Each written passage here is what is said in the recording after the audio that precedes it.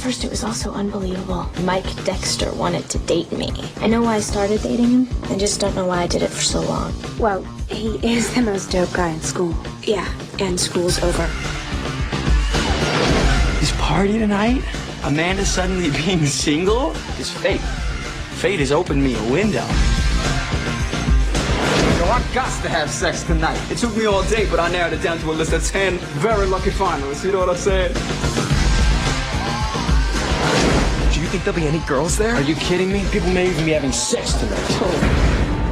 Get that back away! I can outside! Kiss my ass! Have you seen Amanda Beckett? Yeah, imagine saw her in there. I'm thinking about asking her out, boy. Oh, God, you're a hottie. Get that back away! I filled this with 7 bottles of vodka last September. It's been in my freezer for...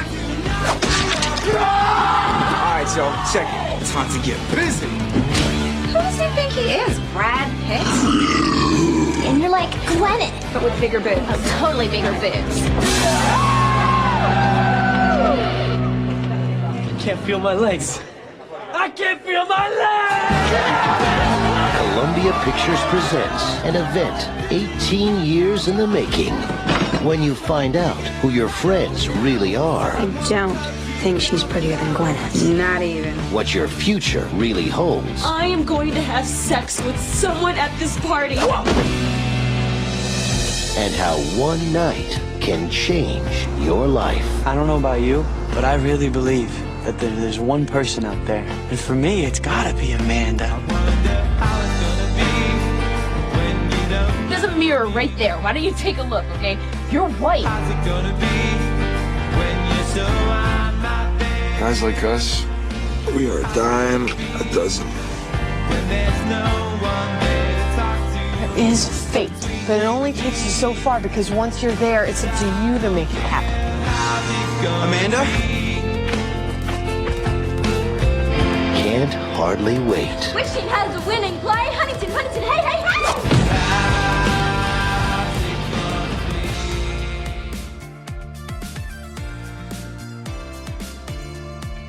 Welcome to Dorking Out. My name is Sonia Mansfield, and it's time to get freaky!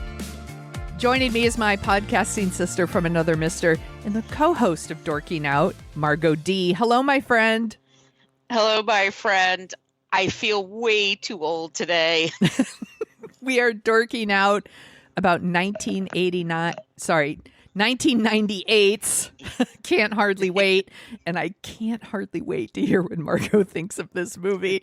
It's written and directed by Deborah Kaplan and Harry Elfont, who also did Josie and the Pussycats, which I love. I've never seen. I think you would love Josie and the Pussycats. I'm dying for us to do it because I think I will. I think you will. Parker Posey, Alan Cummings, you would love it. You would love it a lot more than you love this movie, I suspect.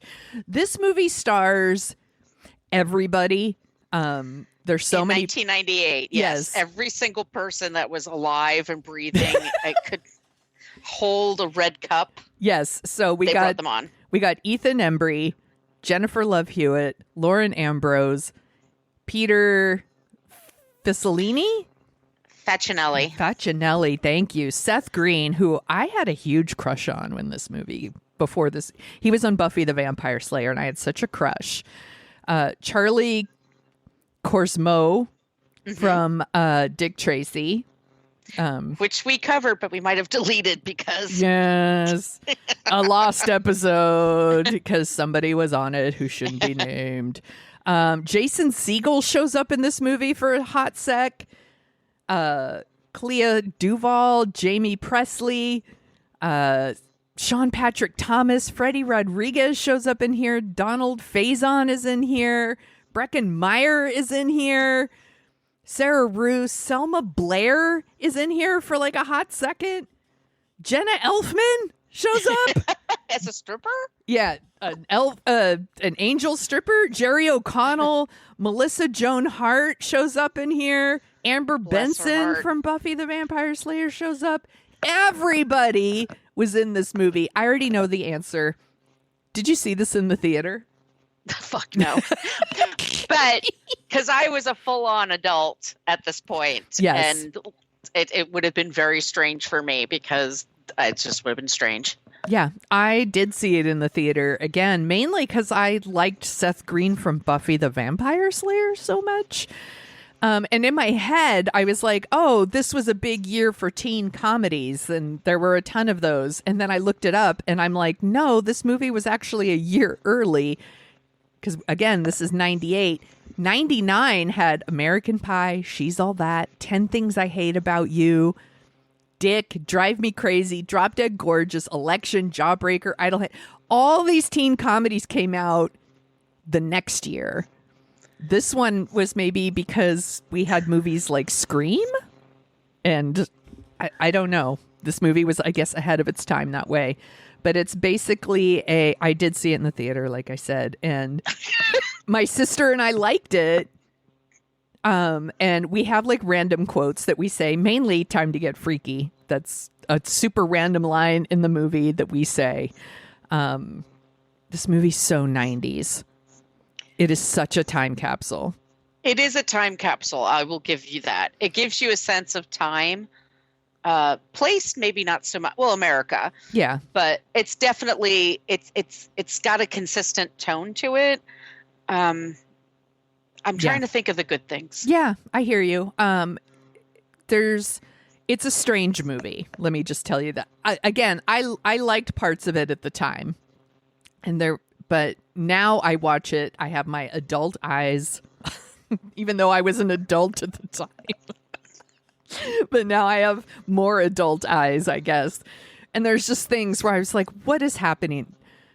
But first, I want to point out how 90s it is. Smash Mouth is all over this soundtrack. And they're very excited for it, too. Yeah, very excited. A lot of, like, thin eyebrows, zigzag headbands, hair, like, really tied up in these little, like, ponytails and braids. They probably all smell like that glitter body lotion from Victoria's Secret. It's very, very 90s. But the tone of the movie is very much one of those like all in one night teen comedies, like your 16 Candles, you know, kind of a modern John Hughes, I guess. But there's also shit in this movie where I was like, this is problematic as fuck.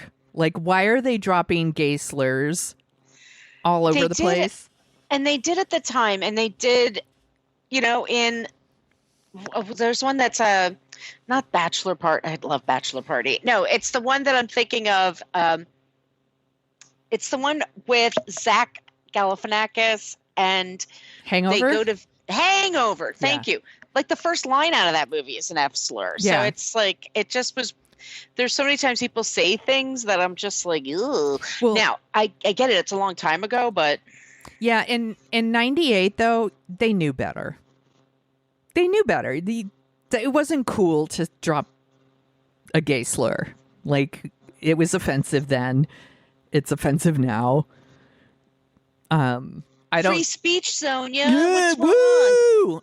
You're trying to cancel, can't hardly wait. No, I'm not. Like, take from it what you want.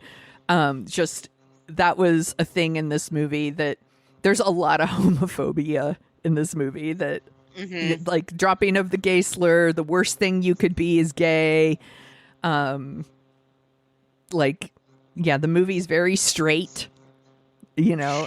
It's white. There's a couple of black kids that are in there, actors. They're not main characters, though. No, it's very white, very heteronormative, very beer centric. I mean, kids used to drink a lot. Like, that's how they got messed up. Now I think it's more weed and edibles and pills. Yeah. But like back then, a beer bash was like everything. Yeah, yeah. And these parents that just, who's the woman that is that the parent that lets them into the house? Or is no, it's her. Teenager? She's a teenager. That's the other thing. Almost no one in this movie looks like a teenager. They look like grown adults. So it's hard to tell the difference. She's like, and welcome them to her home. And I'm like, well, or a stepmother that's like super chill and thinks she's cool. But anyway, go continue. Yeah. So the whole movie is they've all graduated from high school and there's like a great big bash and all these various characters are going to go.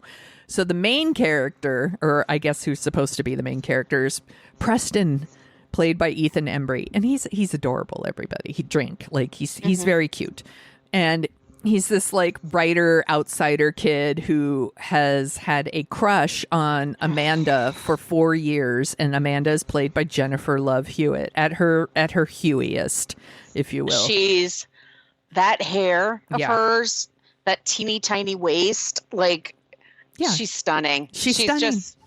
She's stunning. But like the first time we meet her, we don't see her face. They have her covering her face with her hair. Yeah, why? And she is not visible to the audience. So we're supposed to think, I think, that Ethan Embry was in love with her before he even knew what she looked like or had an interest in her, but like, which is bullshit. But they that's like the big reveal is when we actually see her face. Right. And it's like, we all know what she looks like because she's Jennifer Love Hewitt. This is not much of a reveal. This wasn't stunt casting. She's in the marketing. We know she's in the movie. Yes. She's not some ingenue that we're just going to discover in this film. So it's a weird reveal, but also like, and we know this as adults. It's not, you're not in love when you're 17. You're just not. It's like, it's a lot of things, but it's not. Real love is so much more than that, than just finding someone super hot. Well, believe it or not. And no, Margot, they ate the same Pop-Tarts. That's love. That's a sign. I mean, I get it that kids think a certain way, but it's also adults are writing it, and like sometimes you can be instructive without lecturing people. So whenever that happens in a movie, now I know rom-coms are not my thing. So unless I believe them, I have a hard time going along with it. But especially, I don't know. I'm sorry. No, don't be sorry. Continue. And also, rom-coms are my thing. And even I'm like, it's that she's pretty. That's it. Exactly. That's the only thing. And I will say, like, teenagers, I know that like a teenager might see someone and then they kind of project the story onto somebody. And then they're like, I have a huge crush on this person, and it's because you've built up someone in your head. And really, that's what he's done. But that's not what the movie wants us to believe, that like there is fate. She is his one person. Back in 1998, I was like, oh, it's so sweet. He loves her. He's such a nice guy. And now like I watch it and I'm like, he's like nice guy coded. it's Ducky. Yes, where he feels, I was like, I think he feels entitled. He does feel to fucking her. entitled. Are you kidding me? Every time she has the nerve to like, she breaks up with somebody and like 10 minutes later she's talking to somebody and he's like really mad at her. And it's like, dude, she doesn't even know your fucking name. You're graduating. You're all going away. Like, live in the now. Just and she is. Go ahead. Sorry. We're all supposed to. Jennifer's really doing her best. Yes. I mean, but they're very much relying on her appeal. She's very attractive, and she's very photogenic. But her character, like, there's just no arc to her character. She's just a new kid. She dates a guy. She hides behind her hair. And then everybody, like, she's like, oh, I don't have any friends. I'm at this party and I don't know anybody. And what do I do? Like, why doesn't she just run home? I mean, but. Yeah, it's very strange. And like. It's so weird. It's super strange. And she is, by the way, not safe at this party. No. Like, she walks in and it's like a record scratch. Like, Arr! Like, how dare her show her face in a public place after the most dope guy in school broke up with her. And every dude at that party is like staring at her boobs. They're trying to fuck her. Even her own fucking cousin tries to fuck her. Like, it's so gross the way everyone talks to her at this party. I can't believe she stays as long as she does. Like, and it's like, that's the kind of shit women put up with, by the way. Yeah, true.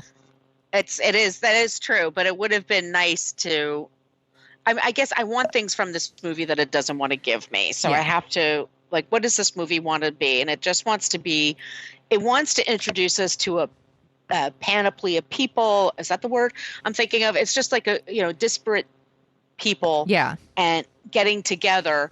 Okay. I can't even take this. The black scent of the white guys. Yes. I mean, I wrote this in my notes too. Like, so this movie, Seth Green is doing a thing, and Seth Green is a really funny guy. Like, he is he's just very funny, and I've always really liked Seth Green. The black scent is a choice. He's playing a very specific kind of person that I know these people exist. I appreciate when he finally drops the accent, but like his whole character is so like ridiculous. His whole thing is he's this white kid with the black scent. His two friends are also white kids with black scents. He's walking around with like a good vibrations in his fucking backpack because he wants to get laid. He wants to lose his virginity at the party. That's his only storyline for most, I would say half the movie. That used to be a storyline like for years. It's like, how do we lose this kid's virginity on this one night? And it's always, never mind. Yeah, I do want to say, I did think it was funny when he goes up to, I guess it's Clea Duvall, and he's like, yo, Jaina, you want to dance? And she's like, I'm allergic. And he's like, to dancing? Like, the girls are not having it with him. Like, he has no game, let's just say. Right. He finally overhears a girl who says she's going to have sex at the party, and he throws himself at her, and then he goes to a bathroom to like, quote, get his shit ready, which I don't really know what that means. And he wants to put the condoms on his dick before he gets erect. I'm just, not to be graphic, y'all, but still, I'm like, now he's a virgin. He doesn't know things, and I guess he's never seen porn. Yeah. Or he didn't get the film, in class like everybody does.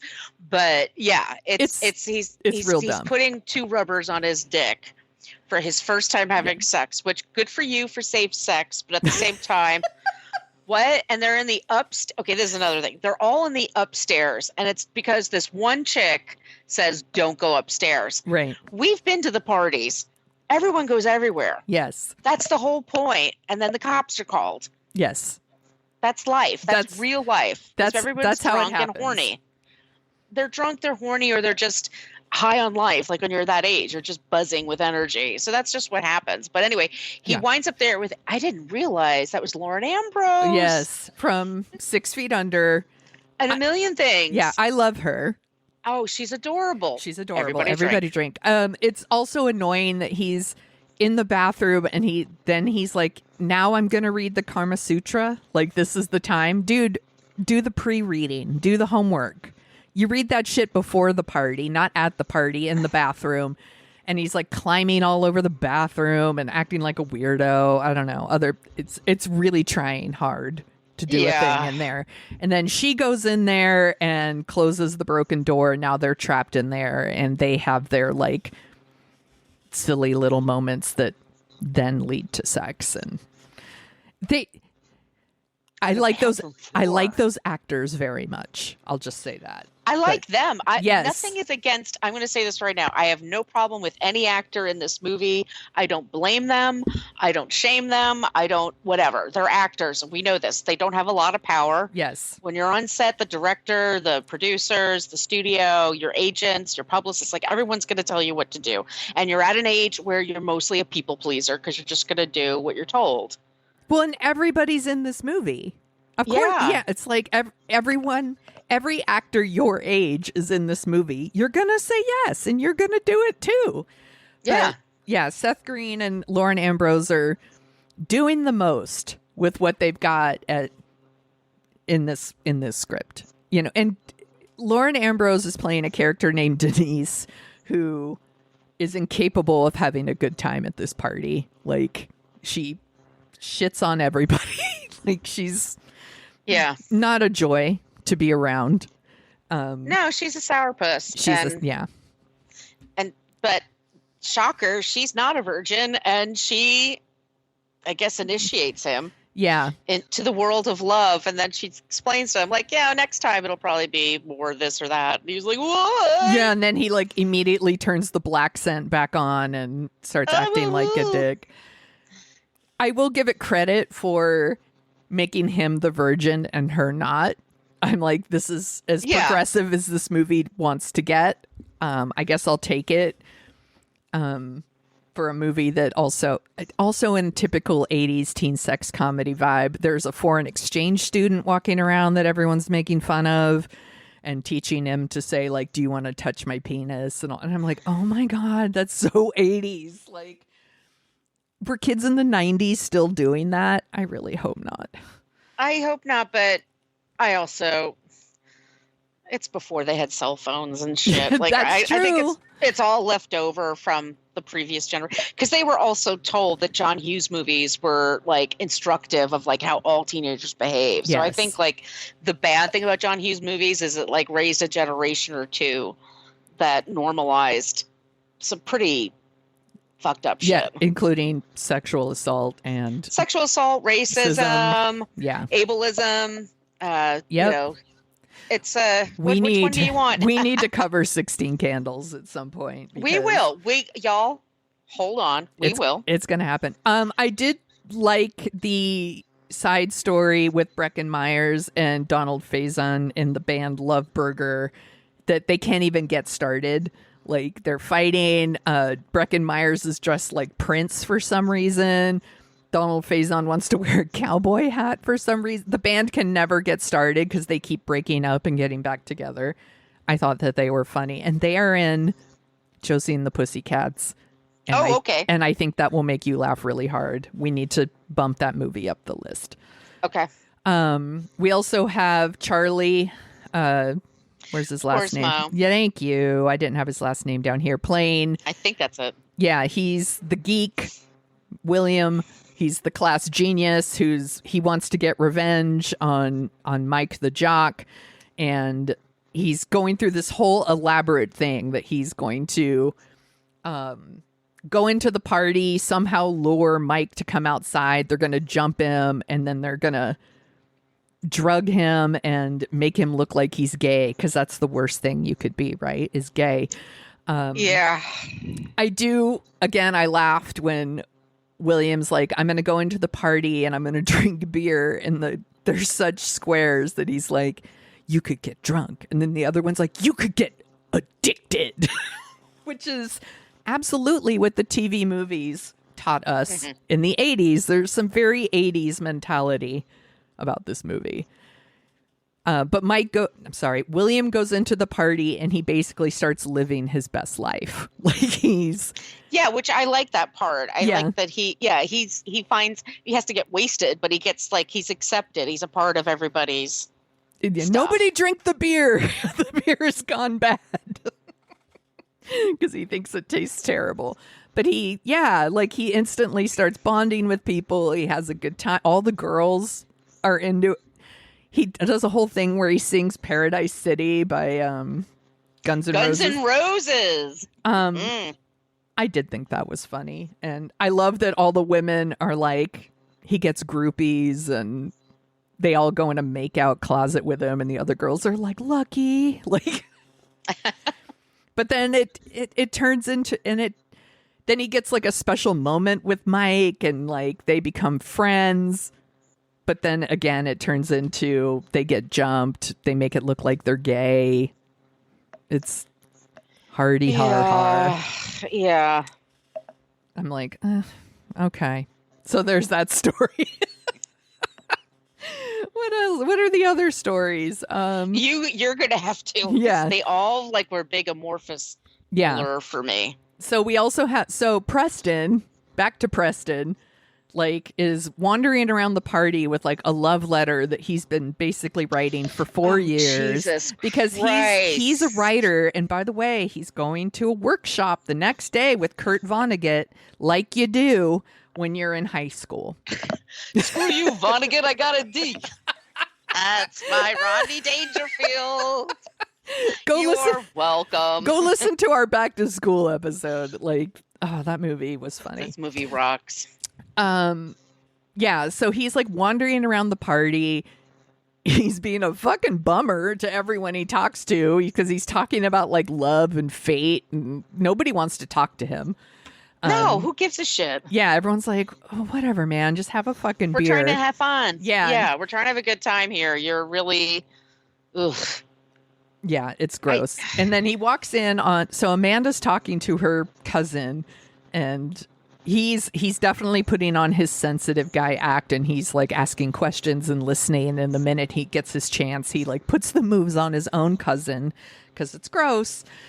And Preston sees this and is like, oh, and then like, you know, throws his letter in the trash and leaves. And he's listening to Love Hurts on the radio because that's what a 17-year-old boy in 1998, like the music in this movie is so weird. It's also a ton of 70s stuff. Yeah, they're dancing to like Funkadelic and Tone Loc, and that's like a different generation. Like when I was in high school, we didn't play the other generation's music, not at the parties. We had our own fucking music. That's the whole point of being young and having your own music. It's just it's to exclude you a bit.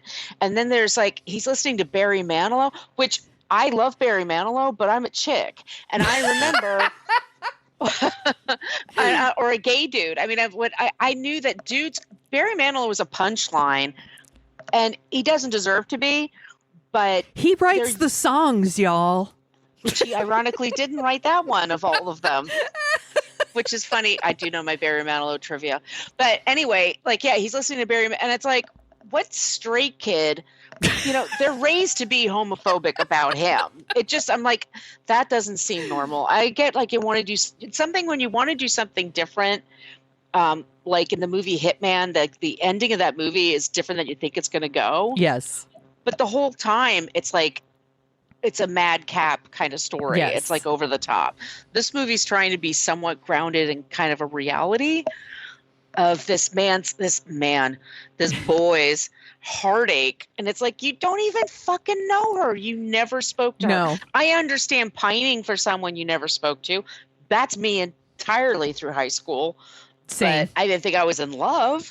No, I certainly wouldn't write a letter. Oh my God. It's so ridiculous. So then like there's this whole thing where like he's listening to the radio, which is something we all used to do. Ask your grandparents about listening to the radio. He decides he wants to call into the radio station and ask Barry Manilow a question. So he finds the one working payphone and he's like trying to call in. Then we get Jenna Elfman, who, when I watched this in 98, was my least favorite part of the movie, and now she might be my favorite part of the movie. Like, she is like, she needs to use the phone because she's a dancer, an exotic dancer. She's dressed as an angel, and her car is broken down. It's 2 a.m. As a woman, I'm like, she's not safe out there. Let her use the phone. So she like takes the phone from him, like hangs up and all this stuff. And he gets really mad at her. But then she tells this story about how much she loved Scott Baio and missed her opportunity to speak with him. And I'm like, good. It's probably best. LOL. It's probably best you didn't talk to him. Like Scott Baio's a huge creep and would have been really inappropriate. But we all had a crush on him. I did anyway. Yeah, we all had, crushes on Chachi, on different stars that probably haven't aged well. And I did think it was funny that she was like, and if you want to meet Barry Manilow, you go do it. And like gets in a cab and she's gone. We never see Jenna Elfman again. But she gives him this big speech about like fate only takes you so far. And it feels like in this moment, it's trying to be realistic about it, but it isn't because ultimately, like, Preston's right. They are supposed to be together. Like, she is his person, but in real life, I'm like, no, she isn't. No, and it's weird to put that pressure on teenagers. I'm sorry, but like, they're kids. Like, to put I would understand it was a college graduation much more than I would a high school one. Yes. I just, you have more top opportunities to hang out in college, because especially if you're staying there on campus versus high school where you have parents and other things in the way. I'm just that whole storyline just made me roll my eyes. Yeah, and here's the thing: this is the main storyline. This is the right. All the smaller ones are actually more entertaining than this main. More interesting, yes, than this one. Yeah, this one's just like it's just toxic and weird. Yeah, for both of them. Yes, like she needs to like break up with somebody and have like I don't know a week before she goes on another date. So. Yeah, I'm all so there's a whole thing with like his letter like gets passed around the party, like it's stuck on someone's shoe, blah blah blah. She eventually finds his letter, reads it, and realizes that like someone loves her for her, even though he doesn't love her for her because he doesn't really know her at all. Yeah, and then that's when like, and I'm a little all over the place, but like at some point like the boyfriend Mike tries to get back together with her and she's like, ew, gross, no. And is like holding this letter as proof that like somebody wants her. Like that somebody loves her. Everybody wants her. She would know that by now because she's gorgeous. And then at the end, like, you know, she goes to the train station and all this stuff. And she's like, maybe I should be single for a little while. But then it's like, just kidding. And they kiss. And I was like, girl, you should be single. You dated the same boy all through high school for 4 years. You can't even be single for 24 hours. Like we're supposed to root for this. I and don't I'm root just for like, it. No, go to college, meet people. Yes. Expand your horizons, girl. Yeah. And he's going to a workshop with Kurt Vonnegut again. Like, he has dreams. He has a path. What's hers? Hers is to what? Sit in no idea. Hers is like what? Like fucking Jane Austen. She's gonna sit in a fucking drawing room and write him letters every day. That's her dream, I guess. She writes him letters every day he's gone. How sweet. I'm being shitty. Maybe I'm too old and jaded for this kind of storyline. I know I am. I certainly know I am. I'm like, trust you're me. Like, who did they make this movie for? Not Margot. Not us, right? Like, I think that I'm sure that like middle schoolers and high schoolers who grew up watching this movie. We had lots of people. So in our What a Creep podcast group on Facebook, that's where we interact with our Dorking Out fans. It makes tons of sense. Yeah. Anyway. So I posted the trailer in there and said, hey, we're covering. And so many people were like, oh my God, I was in high school when this came out, or this is my favorite movie from the 90s. I love this scene and that scene. I'm like, I feel terrible because this is something people really love. And I hate it when people shit on things that I love. Yeah, no. And but also I understand what it's like to love something that hasn't aged well. Again, we will talk about 16 Candles. I have that movie memorized. I've watched it so many fucking times. I used to audio record things from 16 Candles. I was obsessed with it. That movie is the most problematic. It's fucked up. There's so much to talk about. I mean, it might be an episode of What a Creep one day. I don't know. I was thinking about this the other day because like we'll talk about the Bratz movie. Yeah.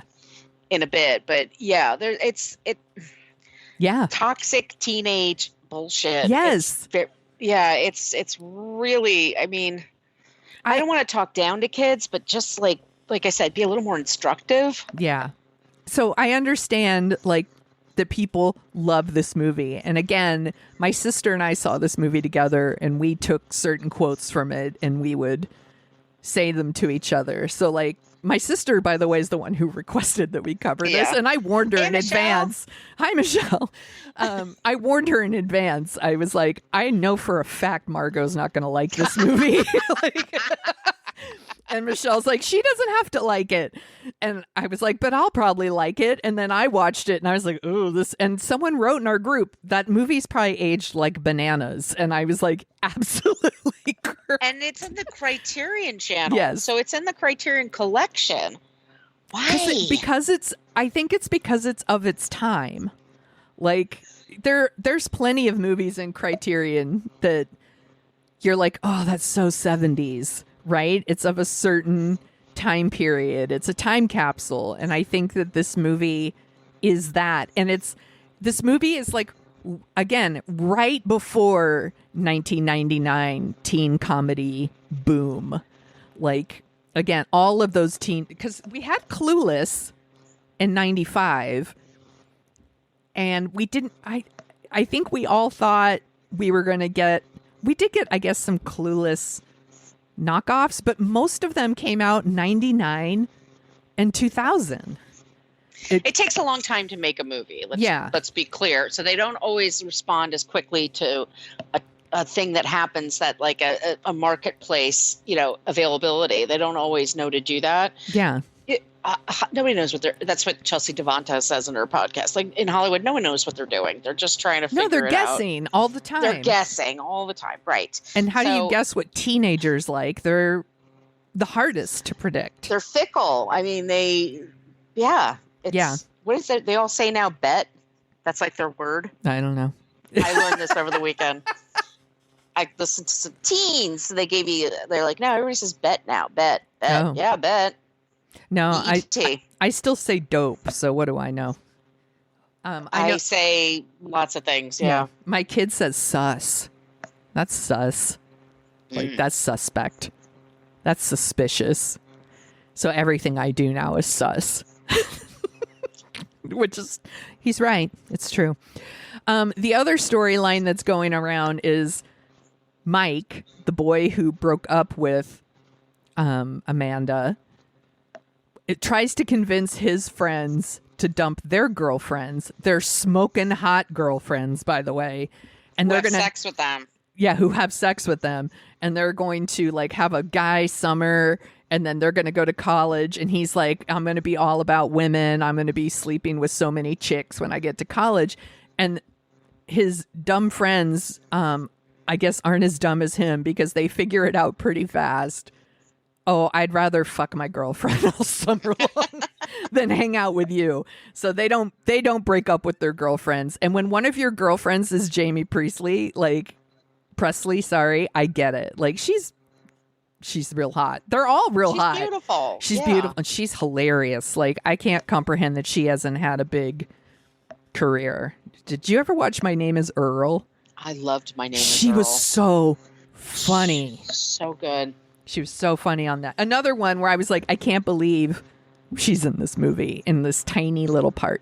But he thinks he's just going to be swimming in pussy when he gets to college. And he has a conversation with Trip McNeely, played by Jerry O'Connell. And Jerry O'Connell was like the high school stud back in the day. And now he's in college. And Mike's like, you're a legend, blah, blah, blah. And he tells him like, I'm just like every other guy there. We're a dime a dozen. Like the women in college are super serious and they're not going to fuck you. Basically. And that's when Mike's like, oh shit, I need to get Amanda back. And his attempt to get her back is a huge fail and everybody watches. And then someone calls him a gay slur and everyone laughs at him. Ha ha ha. Hilarious. Yeah. And then Mike is like in a room crying at some point, and that's when William comes in and they like hug to Boys to Men's I'll Make Love to You, I think. And I was like, ha ha ha, it's super gay. Isn't that funny? And they have a little friendship that doesn't last because I guess Mike forgets that they are friends. I think so. I think Mike is so wasted. Yeah. And I think they're all so wasted. They don't remember anything. Yeah. Yeah. And then Seth Green and Lauren Ambrose hook up. We already talked about that. That gets awkward. And then he acts like an asshole. Oh, and then the cops show up because, by the way, that absolutely happens. Have you ever been at a high school party where the cops shown up? Have I not been to a high school party? Like they were all like that. By the way, I rarely went to a high school party, so that never happened to me. But every Monday I would hear how it happened to somebody. And at the time, I was terrified by it. I had a Oh, friend yeah. that was like, whose dad was a cop, a Ramsey cop, and she just looks, she goes, they don't want to do the paperwork, and they don't want. No, they don't arrest anyone. No, they don't, because it's an ass ache. They have to, and you get the parents involved, and the parents get upset. They call a lawyer, and it's a whole rigmarole. So they're there just to kind of scare you, which worked for me. But yeah, my high school was very drinky McDrunk people, like very, very, very beer bashes and kegs and all the time, and schnapps and their hot cocoa. I mean, they were, and I was cured. I mean, I just wasn't a big drinker, so Yeah. I was usually the person that drove everybody. That's smart. Yeah, I know Ridgewood, New Jersey, like the back of my hand, 'cause I was the one who was always driving people home. I'm like, I rarely went to a high school party because You're shy. I was shy and kind of a goober, and I like to go to the movies. But I did occasionally hang out with my friends and drink my wine coolers. And yeah, wine coolers I get. Like beer. Well, you like beer now, but I do. I didn't like I it. also tried peppermint schnapps and In your hot chocolate? no, I was just drinking peppermint schnapps and I got fucked up and then I threw up all over the place. And to this day, I'm still like about peppermint schnapps. I'm like that about I want rum and Coke. Dude, your girl went out a couple days ago and saw Janet Jackson and drank a bunch of gin and tonics and was like, oh boy. I'm too Miss old Jackson, for if that. you're nasty. Yeah, I'm like, Sonia, you're too old for that kind of behavior. Yeah, so the cops bust up the party. And then what happens? Oh, they're like at a diner the next day and Kenny and Denise are there. They keep breaking up and getting back together, I guess, in the bathroom. That's their thing. They like to fuck in bathrooms. Ew. Yeah, gross. And then we get these, like, the little cards at the end that tell you what happened to people. And the rich kid, the smart kid is now like a super rich lawyer and he's like married to a supermodel, or not a rich lawyer. Sorry. He's just some rich tech bro with a supermodel wife. The actor, him actually in real life, did become a lawyer, and he like works for the EPA at one point. And oh wow, yeah, he doesn't act anymore. We find out that Mike the jock lost his football scholarship, and he got fat, and he's a total loser, and lost his job at the car wash. Yeah, I don't want that for him. No. I just wanted to be less of an asshole. Exactly, but apparently he just stays an asshole. All we know is that Kenny and Denise like to do it in bathrooms. And then we know that Preston is going on his writer's workshop with Kurt Vonnegut. And Amanda's going to spend her time writing him a letter every single day that he's gone because they're in love. Barf. Yeah. Gross. Yeah. Again, we're sorry we're shitting on a movie that not everybody, that a lot of people have a lot of fondness for. And again, I think there are things that are funny in the movie, but I don't really care to watch it again. It's just a different generation, and it's, I have shit I love that is problematic, and I get why other people are like, yeah, why the hell are you watching this? I totally understand. So yeah, I really wanted to still like it, and there are parts that I really like still, but overall I was like, it's just not for me anymore, and that's okay. But at the same time, I would watch 16 Candles again, so what do I know?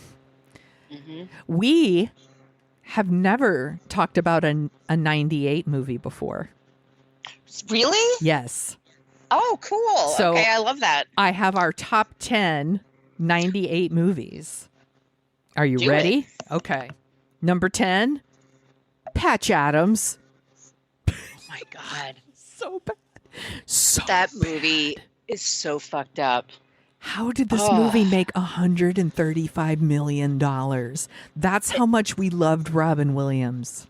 Yeah. Because it's bad. Okay, number 9, Godzilla.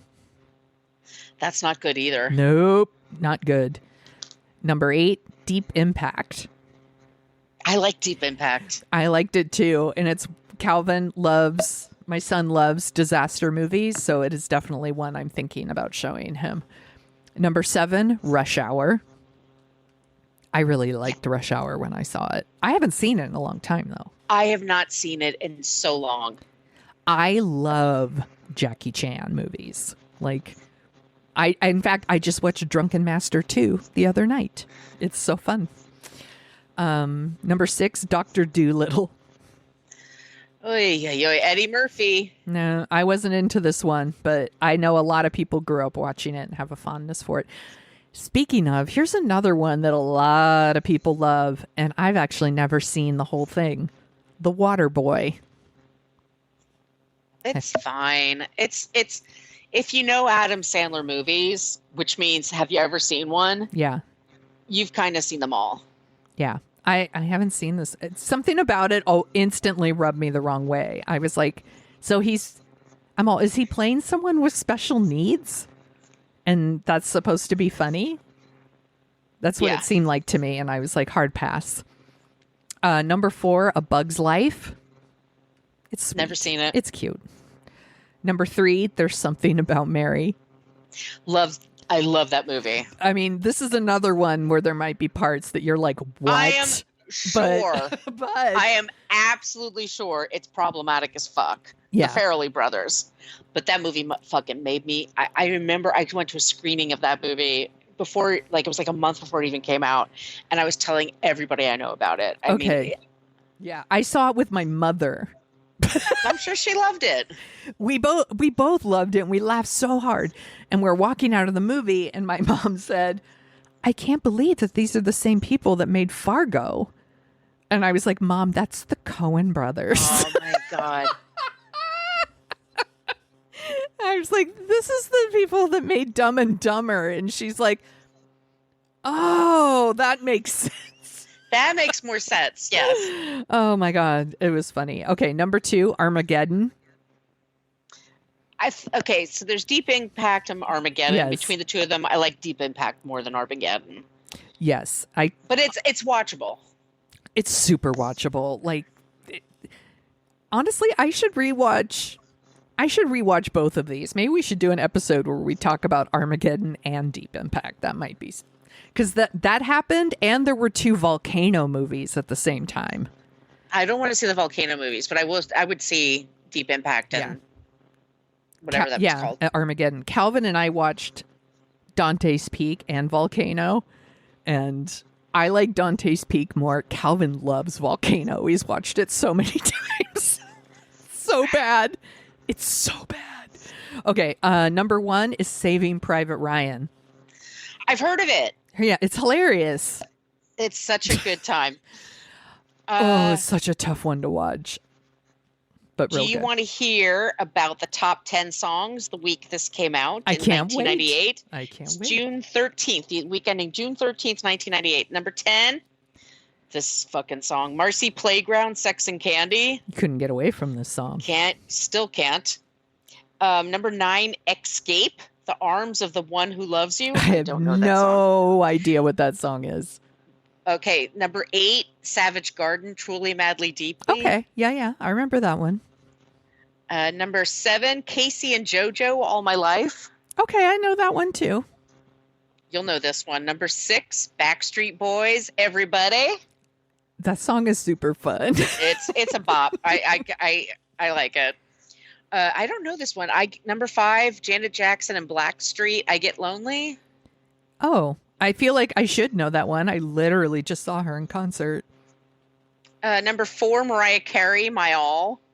I don't remember that one either. It's a ballad, whatever. Number 3, this one you couldn't escape. Shania Twain, You're Still the One. That was like every wedding I went to had that song. It's another ballad. Number 2, Next, Too Close. That's a song about a man who gets a boner because he's dancing too close to a woman. Oh, okay. Just All FYI, right. everybody, listen to the words. Oh, God. I got to look that shit up now. Okay, number 1, I fucking love this song. Brandy and Monica, The Boy Is Mine. Yeah, that's a good song. Dope. Yep. Love it. What else are you dorking out about, my friend? Well, I guess we have to talk about Hulu and Bratz. Yeah, we have to. It's the law. It's the law because we're Gen Xers. Yeah. And it came out last Thursday. What'd you think? I wish it was better. Yeah. I feel like I went in the bag for this movie. Yeah. We're the audience. This is the audience. We grew up with this shit. I remember when the article came out. I remember reading it. I loved Andrew McCarthy. I had such a crush on him. I went to all of his movies in the 80s. He had Emilio Estevez. He's got Ali Sheedy. He's got John Cryer. I mean, all really great people. Yeah. But I know now why Judd Nelson and Molly Ringwald didn't participate. Yeah. Because they are focused on moving forward. And Andrew McCarthy has not recovered from June of 1985 when this article came out. Yeah. And it is, I don't know if it's just narcissism or insecurity that drives him. And I know we're all insecure, and acting is a tough profession. But it's like, after a while, I'm like, dude, you're a sentence in that article. And he does lay it down. So in case y'all don't know, there was a New York Magazine article, and it was all about these young actors that had a movie that was coming out called St. Elmo's Fire. That's one of our favorite episodes that we did. We roast it to shit. But it's one of our famous episodes. It is. And what happened was that the reporter hung out with these guys at a Hard Rock. Is it at a Hard Rock Cafe in Hollywood, which is douchebag central. Absolutely. And their publicists were not doing their jobs because they just were like, oh, go hang out with these guys. And this is the thing with celebrity reporting. Some reporters will just turn the blind eye. Yeah, they'll just write the puff piece. Like, they're part of the machine. They're part of the machine. And New York Magazine has always been just a little different, and it's its own. I don't know if it's like their LA publicists just didn't know better. But anyway, they get drunk. They make fools of themselves. They hit on all the girls. I mean, and it's Rob Lowe and Judd Nelson and Emilio Estevez. And Andrew McCarthy is mentioned once, and it's negatively. Like, one of them says, like, he just does the same thing over and over again. The women are barely mentioned, if at all. Yes. There's no. And so, but these actors from St. Elmo's Fire and then 16 Candles were kind of lumped into a group they called the Brat Pack. And he makes a good point of like showing them over and over again, how about the Brat Pack? And then having to answer something like that dumb of a question. And it's so reductive. And I get it. But at the same time, all you do is you just think of the narrative and then just stick with that. And then you're okay. When you let something bother you like that for 30, 40 years, it's very unseemly, and it's really, I mean, I know like some of these people look like they wanted to shake it by the shoulders and just be like, dude. Yeah. Yeah. I was disappointed. I will say, like, by the way, this was the most, like, I think Andrew McCarthy is aged well, by the way. Like, I think he looks, I was like, he looks very handsome to me. And I tweeted out, I was like, this is the first time he's like worked for me this way. Like, I was like, he's handsome. Oh, really? Like, I thought he was handsome, but like, also I was like, I was never on board with the premise of the documentary, which is that this article somehow was detrimental to their career and negatively impacted them. And that their careers didn't go the way they wanted because of an article in New York Magazine that referred to them as the Brat Pack. I don't believe that, not for 1 second. Like, he seems to think that this had a negative impact on their career, and I just don't believe that. Like, no, he was in.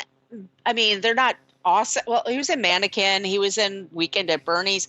I mean, no, that's not like working for Scorsese, but they made a shitload of money. Because other people mentioned in that article, yeah, Sean Penn. Timothy Hutton. These are people who've won Oscars. Who like, it's like the the article is not to blame here. It's either Andrew McCarthy's agent or what he's good at, the roles he took. I don't know, man, but it's not the article's fault. I wanted the documentary to I don't know. I wanted more insight into what that time was like. And it doesn't want to do that. It just wants to talk about how the article hurt their careers.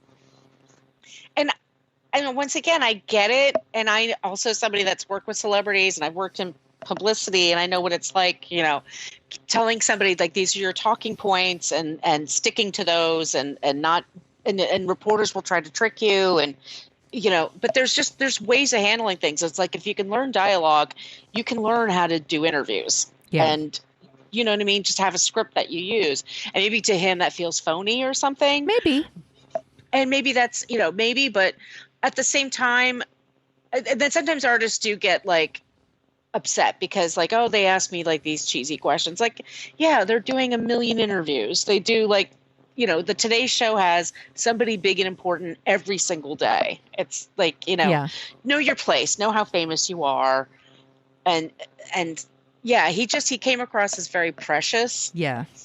And also very unfocused. I don't think he knew what he was really doing. There's times where there's the fakakta angles with the camera. Oh, I have a thought about that. So he interviews the writer of that article. And at one point, the angle is pretty low.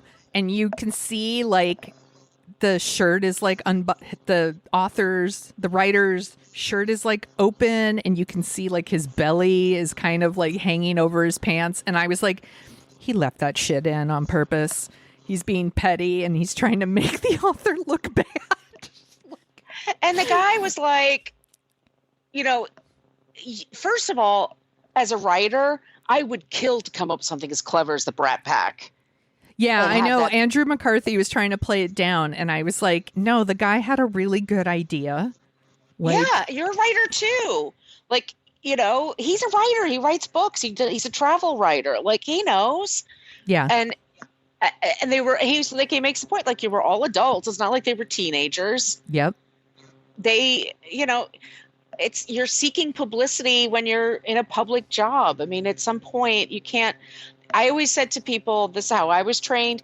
Whatever people write an article, I want it to be fair and I want it to be accurate. Yeah. Everything else is fine. And it's fair and it's accurate. It's, he didn't put any lies in there. No. And the people who should be hurt or upset by it should be Rob Lowe, Judd Nelson, Emilio Estevez, because they look like douchebags. But maybe they were douchebags. And maybe they were douchebags. But I also didn't think these were men that didn't enjoy women and drinking. Right? They're just young, horny guys that are famous and have money. They're going to go to the freaking Hard Rock Cafe. Yeah, seriously, 2 years later, Rob Lowe's sex tape comes out. Exactly. This is no fucking surprise. Surprise! Young actors like to bone hot chicks. Yeah, film at 11. Young people like to get high and seek each other out. Oh wow, really? I mean, it's. I don't know. I don't know what he was doing with it. I think it was very unfocused. I think he should have had a co-director or somebody to actually interrogate him a little bit to see. That's a get good him to point. Yeah. I think he needed that. I had a Threads comment that's been trending.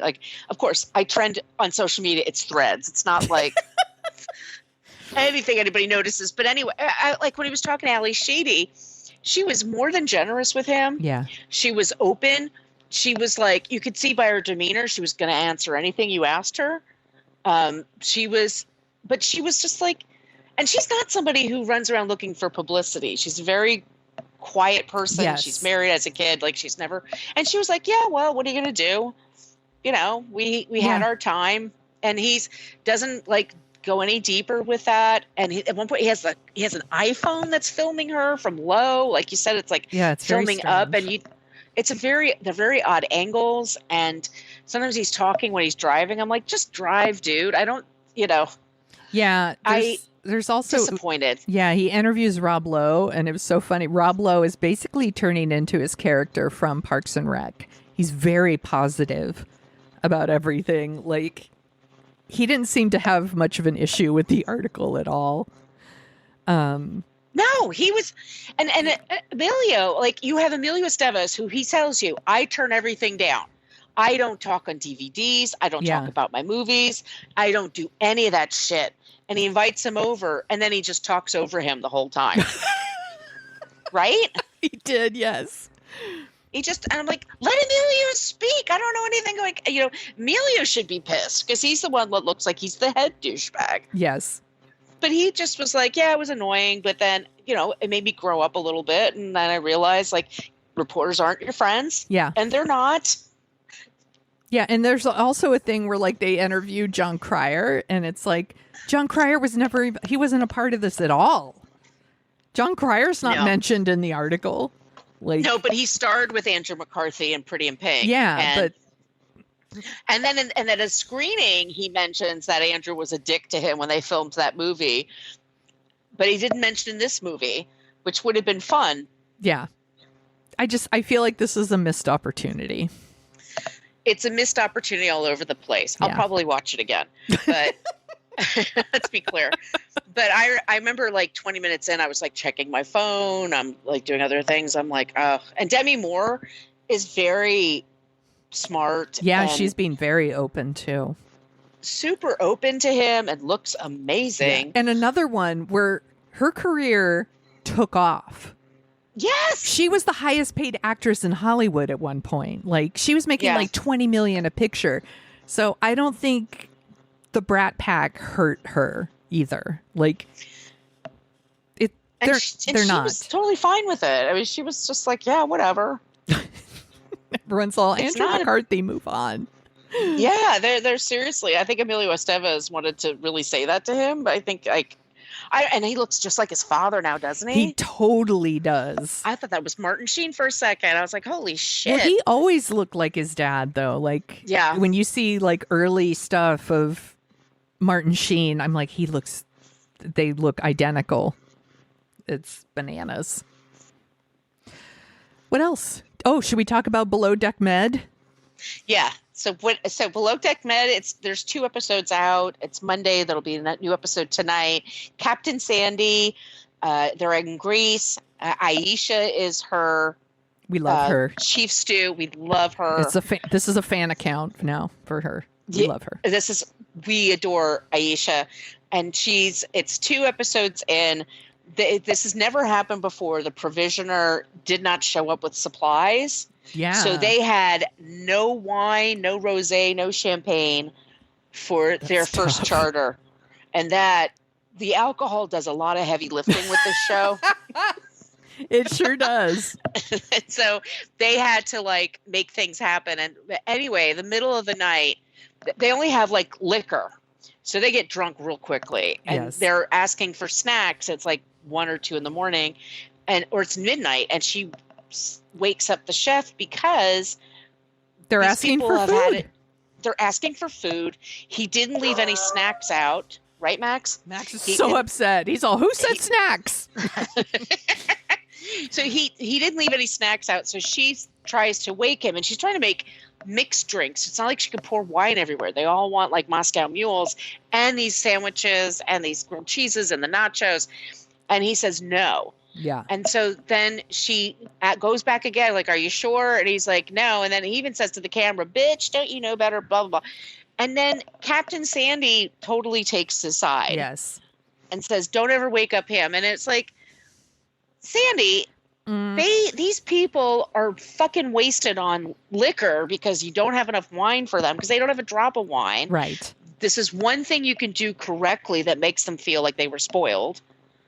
Yeah. Like, this is not hard to figure out. And she was on Watch What Happens Live last week. And the chef that was with her before, his name is David. Mm-hmm. He was in the audience. And so they said, would you wake up? Would you make the, he goes, of course I would wake up. If I didn't make snacks, of course I would, especially if I don't have to get up until 8 or 9, it's fine. Yeah. And I forget what the, steward, Ellie? Yeah, Ellie maybe. She's the one who tries to wake him up. And then Captain Sandy like shames her in front of everybody for it. And Never I'm like, wake the chef. Yeah, and it's like, and first of all, this was like a really tough group that they had because they had no provisions. Everybody worked together to like do the best they could with like a really shitty position. And she had just praised Aisha for like leading with kindness and then proceeds to shame this woman for really doing her job. Like if she hadn't tried to wake him up and just made food, it could have been that him going, what the fuck? Why are you trying to do my job? You wake me up. Like she couldn't win. You don't know what to do. Yeah. And it's their first charter. So you're like, okay, if I screw up, just take her aside. Like, hey, don't do that. But instead she chose to do it. So anyway, I was pissed. But I think it's going to be a great season. Yeah, it does. And Greece looks, I mean, it's such travel porn. It looks so beautiful. Yeah. Are you watching Love Island USA? I watched the first night and then I tried to watch the second night and I lost interest. I was like, I'm That's not valid. following this. Yeah. I thought of Ariana. I think she's great, but yeah, Ariana looks bananas. Yeah, she looks amazing. I love her. This show is absolute trash in a very entertaining way. Again, kind of like Perfect Match. I was like, is this like Survivor, but they fuck? Like, I don't understand. There's no rough in it, of course. They're in a beautiful villa or something in Fiji. But I don't think I understand that the whole idea is that they're supposedly trying to find love. And I was like, but not really. Like, they're just trying to find people that they can stand to be around for a couple weeks and be on the show, I guess. But it is very entertaining. Again, it's not pretending to be anything it isn't. It's all boobs and butts and twerking and booze and makes me glad that I'm not trying to date. Thanks for confirming my choices for me, Love Island. It's very entertaining. I understand. It's kind of like Big Brother. It's like Big Brother. I know people love Big Brother because they're all forced to live together, but they have to like couple up. It's very strange. And I'll be honest, it's kind of gross. I did go see Inside Out 2. Yeah, what did you think of it? I loved it. I love the first one. The first one is one of my faves. Calvin and I have watched it a ton of times, and I found the movie I found the original Inside Out very helpful for Calvin when he was younger in identifying his emotions, because, you know, each little emotion and in the movie, like, they have like anger and joy and sadness and fear and disgust. And then this one, they've introduced some new emotions because now she's 13. So they introduced anxiety, embarrassment, envy, and ennui, who they just call wee wee the whole time because it's a movie for kids. But the anxiety character is voiced by Maya Hawke, who is Ethan Hawke and Uma Thurman's daughter. And she does a really good job. And I think it does a really good job of demonstrating what anxiety is. I think it's very interesting. I, again, cried watching a Pixar movie like I am wont to do when I watch these. Because the whole thing is anxiety. When a lot of people struggle with anxiety, it's because you're trying to protect yourself. And that's what's happening in this movie. And I think it's really going to click for a lot of people what anxiety is really like. Calvin really enjoyed it. He'll probably watch it 500 times when it starts streaming. I saw that it made a lot of money this weekend, which makes me nervous, makes me think they're going to make 1 million Inside Out movies that maybe it doesn't need. But because Pixar recently announced that, like, they want to make, it was a very weird statement. It was, we need to do less of these like more personal stories and start doing stuff that's more general. And that felt weird because what they were saying was we need to, because they did Turning Red, which was about like, from an Asian experience. And then they did Luca, which was Italian, and what was the other one? They did Soul, which was... I love Soul. Calvin loved Soul. He watches it like all the time still. And they were like stories told from like people of color, people who aren't just white Americans. And people started to feel like they were being like, the statement of we're going to make more general movies means like we're going to make movies for white people is how it was interpreted. And I was like, that makes me super uncomfortable. Like, there's all kinds of stories to tell. And if you can't relate to a story just because a person happens to be Asian, well, you're the problem, not the movie. Yeah. Anyway, Inside Out 2 is really good. Calvin really loved it. I also watched 6 Schizophrenic Brothers on Max, and that's a tough watch, y'all. Just warning you. It's very interesting. Have you heard of this one at all? No, I have no idea what you're talking about. It's called 6 Schizophrenic Brothers, and it's about a family in Colorado that had 12 kids, 10 boys, 2 girls, and 6 of the brothers get diagnosed with schizophrenia. Oh, Jesus. Yeah. And it's a tough watch. Like, they tell some very personal stories, but also it's really interesting about what is hereditary, what is nature versus nurture. It's really triggering. It'll be really triggering for some people. So like, take care of yourselves, because there's some really tough stories in there. I do think it's really interesting, and there's some things that made me really angry. I'll just say that. And it's on HBO Max, so I'm sure HBO is going to start shoving it in your face any second now. And what else have I been? That's a lot. Yeah, that's a lot. We're fine. That's fine. I don't need to go into anything else. Yeah, let's just end it there. My friend, where can they find you on the internet? You can find me at Brooklyn Margot for TikTok and Twitter, and then I'm at Brooklyn Fit Chick for Threads, Instagram, and that's my site. Okay, and if you like the sound of our voices, you can also hear us at What a Creep, where we talk about creeps of the past and the present. We have kind of an entertainment-related episode out right now. It's our character actor edition. We're talking about Stephen Collins and Jeffrey Jones, and they're gross. That's a gross one. Again, talk about an episode where you need to take care of yourself. Serious trigger warnings on that one.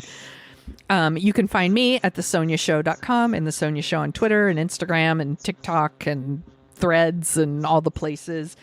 And you can find Dorking Out at dorkingoutshow.com, Dorking Out Show on Twitter, Threads, all the places. Leave us a review wherever you listen to your podcasts. It helps us find our people. You can email us at dorkingoutshow@gmail.com. Send us a request. We got a request the other day for Blazing Saddles. Oh my God, we almost did that a few years ago. We're going to, I actually started the documentary about Gene Wilder, but I haven't finished it yet. So yeah, it's good. Yeah. I know. I was thinking the same thing, because we did cover Young Frankenstein. Yes, we did. But Blazing Saddles is on the list, so we will get to it eventually. We just, I forget why we bumped it, but anyway, it'll happen. Yeah. So email us your requests, or you can send us requests on your social media channel of choice. And we'll be back next week with a new episode.